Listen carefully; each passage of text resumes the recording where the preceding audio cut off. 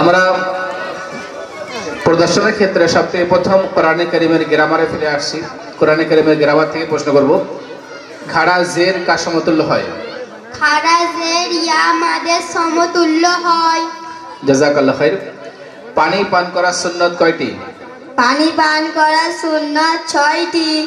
কি কি?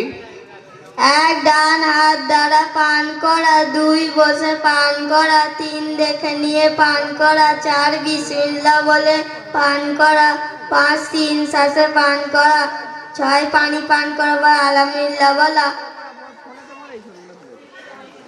দেখুন, এই যে সুন্নাতটা আমাদের বাচ্চারা এক্ষুনি বলল যে পানি পান করার সুন্নাত, আমরা দৈনন্দিন জীবনে প্রতিনিয়ত কতবার পানি পান করি, কিন্তু প্রকৃতপক্ষে এই পানি পান করাটা একটা আমাদের প্রয়োজন।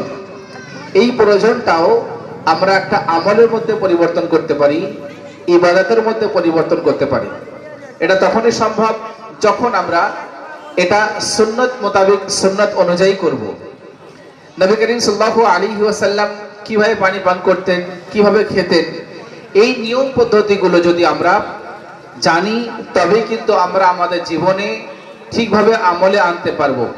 আলহামদুলিল্লাহ, আমাদের এই বাচ্চারা মাত্র 1টা বছর দিনিয়াত মুনাজ্জাম মাকতুবে পড়ে তারা এই সমস্ত প্রয়োজনীয় বিষয়গুলো খুব সুন্দরভাবে শিখে গেছে, যেটা কিন্তু এর আগে আমাদের বাচ্চারা জানতো না, এরা অনবগত ছিল। এরপরে আমাদের বাচ্চা শিক্ষা দেওয়া হয় ইসলামী জ্ঞান। আমাদেরকে রিজিক কে দান করেন? আমাদেরকে আল্লাহ তাআলা রিজিক দান করে। আচ্ছা, এটা কোরআনে কারীমের কোন সূরার মধ্যে আছে? সূরা সাবা। আমাদের দোয়া কে শোনেন? আমাদের দোয়া আল্লাহ তাআলা শোনেন। এটা কত নম্বর আয়াতের মধ্যে আছে? সূরা বাকারা 186 নম্বর আয়াত। মাশাআল্লাহ, জাযাকাল্লাহ খাইর। জীবন মরণ কে দান করেন?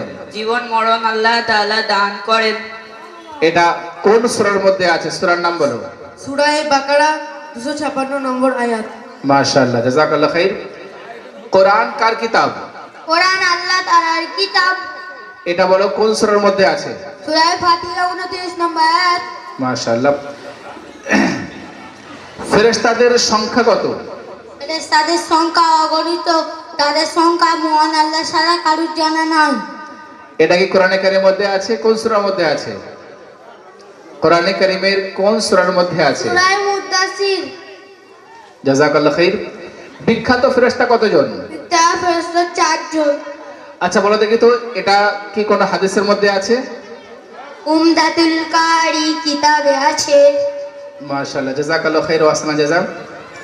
আচ্ছা, মৃত্যুর পর পুনরায় জীবিত হতে হবে, হ্যাঁ, মৃত্যুর পর পুনরায় জীবিত হতে হবে। এটা কি কোরআনের মধ্যে আছে? সূরা ইয়াসিন 79 নম্বর আয়াত। মাশাআল্লাহ, জাযাকাল্লাহ খাইর ওয়া আহসানা জাযা। আমি একটু আগে কথা বলছিলাম যে আমাদের দিনিয়াত মুনাজ্জাম মাকতুবে বাচ্চাদেরকে যা কিছু শিক্ষা দেওয়া হয় এটা পরিপূর্ণ অথেন্টিক ভাবে কোরআন ও হাদিস থেকে শিক্ষা দেওয়া হয়। আমি এখানে ইসলামী জ্ঞান থেকে মাত্র কয়েকটা প্রশ্ন করলাম, কিন্তু প্রত্যেকটা প্রশ্নের সব থেকে মজার বিষয় হলো যে বাচ্চারা কিন্তু কোরআন ও হাদিস থেকে বা মাসলা মাসাইলে যে সমস্ত কিতাব রয়েছে প্রত্যেকটা উদ্ধৃতি সহ বলেছে যে এটা কোন জায়গায় রয়েছে। এর উদ্দেশ্য কি?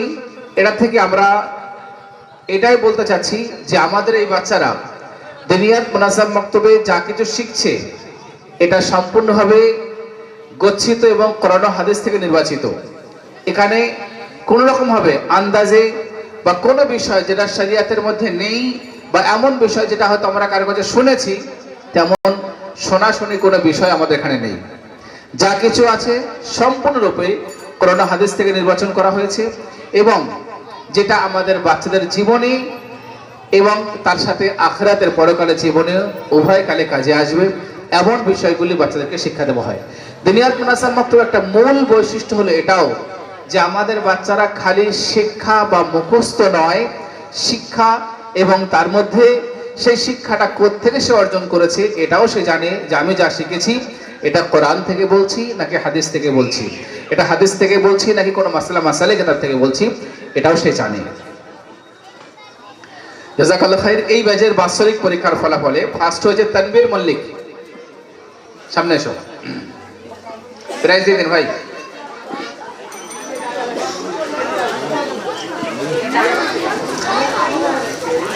সেকেন্ড হয়েছে জাযাকাল্লাহু খায়রা। সেকেন্ড হচ্ছে শেখ মাসুম। জাযাকাল্লাহু খায়রা। থার্ড হয়েছে শেখ শাহরুখ। জাযাকাল্লাহু খায়রা। এই ব্যাচে বেস্ট হাজিরের জন্য প্রাইজ হবে শেখ নাদিম এবং শেখ মাসুম। জাযাকাল্লাহু খায়রা। দুজন আছে।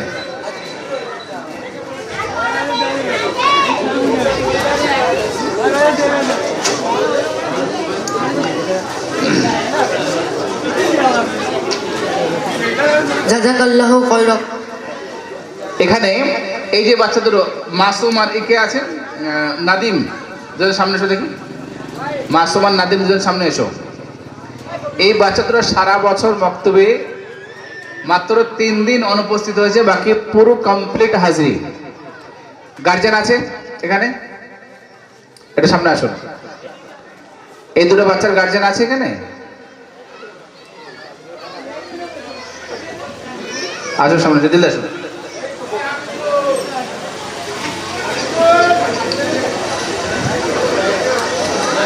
আসসালামু আলাইকুম। ওয়ালাইকুম আসসালাম ওয়া রাহমাতুল্লাহি ওয়া বারাকাতুহু। ভাই আপনার নাম কি? রিয়াজুল। আপনার ছেলে কোনটা? মাসুম। মাসুম। মাসুম।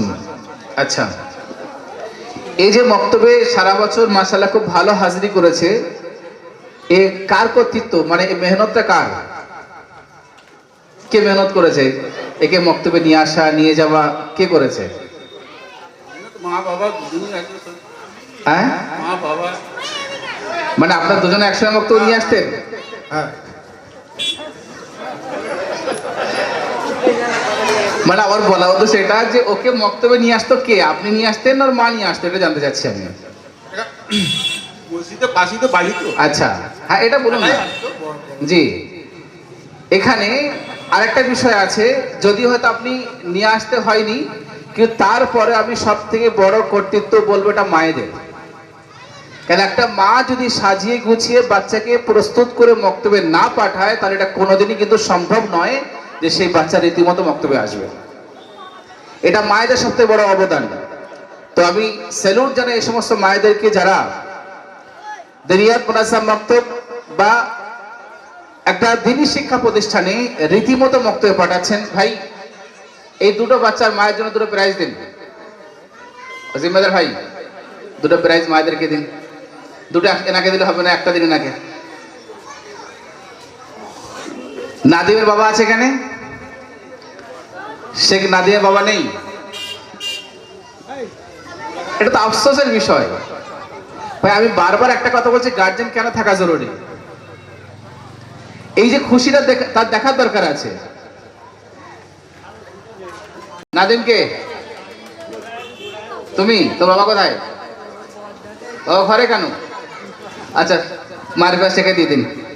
ভাই ক্যামেরাম্যান যারা দেখাও ইনকো, এর মাকে প্রাইজ দেওয়া হচ্ছে মায়ের জন্য, বাবার অনুপস্থিতিতে। আগামী দিনে বাবা না থাকলে প্রাইজ দেওয়া হবে না কিন্তু। ঠিক আছে, জাযাকাল্লাহ। ভাই তোর মায়ের কাছে কি রাখলে কেন? ধরবে তো হাতে তুমি। চলো সালাম করে একসঙ্গে যাও।